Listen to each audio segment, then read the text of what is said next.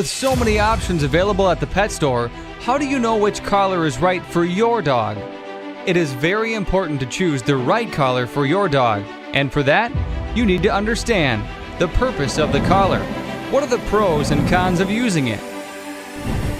Today, we're going to learn about the 5 most popular types of dog collar. But before we move ahead, make sure you subscribe to our channel and hit the bell icon to get notified every time we post our new video.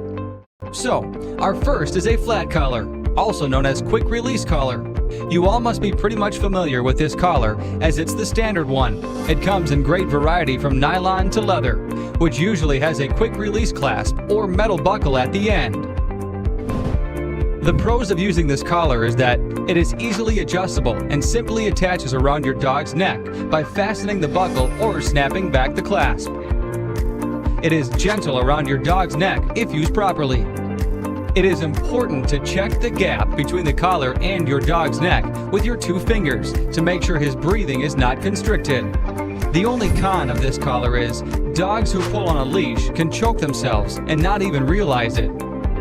Second, we have a Martingale collar, also known as the half-chain obedience collar, which fits like a flat collar and works as a choke collar.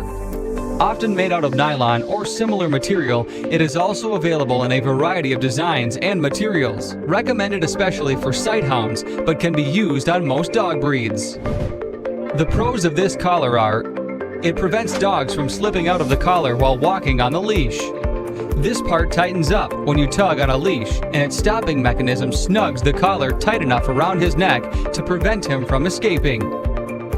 The con of using this collar is it can cause damage to the neck if the dog pulls excessively over time, or you can choke him if you pull too tight.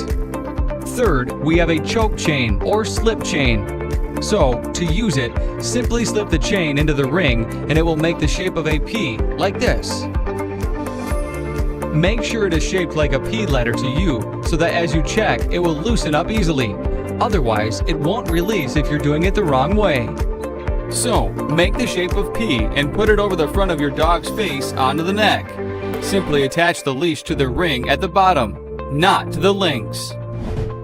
The only benefit of this collar is they are used only by trainers for training purposes, because it is easy to physically overpower a strong, untrained dog when misbehaving. But due to its choking disadvantage, many dog trainers have moved away from the choke chain method because it can damage to the neck if the dog pulls or lunges frequently over time. Also, we would love to know what kind of dog collar you use most out of these 5, or if you use another one. Tell us in the comments below. Fourth, we have a prong collar or pinch collar. If it is used correctly, it is a perfect training tool. It is used for correction during training, similar to slip chain collars. You can learn why and how to correctly put on a prong collar on your dog in our other video. So to open the collar first, hold the collar in your hands like this. Now pinch the link very tightly and unhook it to open the linking like this. Always remember, never put on the collar like this. You will poke the prongs into his eyes. The right way is, set the collar around his neck, then squeeze the link and hook it with the link on the other end to reconnect the links. The collar always has to be behind his ears and on the side of his neck, snuggling his neck tight enough. Then attach the leash to this loop along with a second collar. It can be a flat collar or any collar for extra safety, because this collar has a great tendency of opening up due to its linking structure if it is loose on his neck.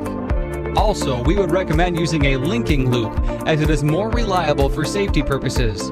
It gives more space to the leash hook to move around.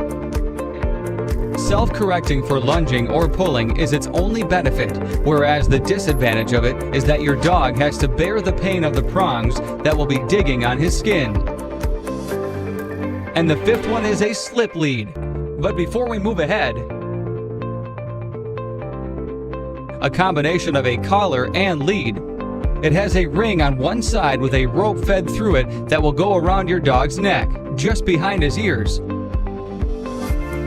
and a handle loop on the other end. Slip leads adjust to the size of any dog's neck, and the stopper makes it impossible for dogs to back out of them. The lead comes in very stylish and colorful reflective threads. The pros of the lead are, it is comfortable for both the dog and the human. Tighten and loosen smoothly, and have a stopper to prevent the lead from loosening too much, and can be converted into another training tool like a harness. The serious disadvantage of using a slip lead is strangulation. A dog should never be left unattended with the slip lead on, because the dog can strangle his neck in the slip lead that will tighten up continuously on pulling and can choke him if the pressure is not released. When choosing a collar to have your dog walk alongside you without pulling, the flat collar is the ideal option. Rest collars in the market are only intended to be used for training purposes only. Thank you so much for watching. If you like this video, give it a thumbs up and share it with your fellow dog parents. Also, don't forget to subscribe to our YouTube channel for more interesting videos.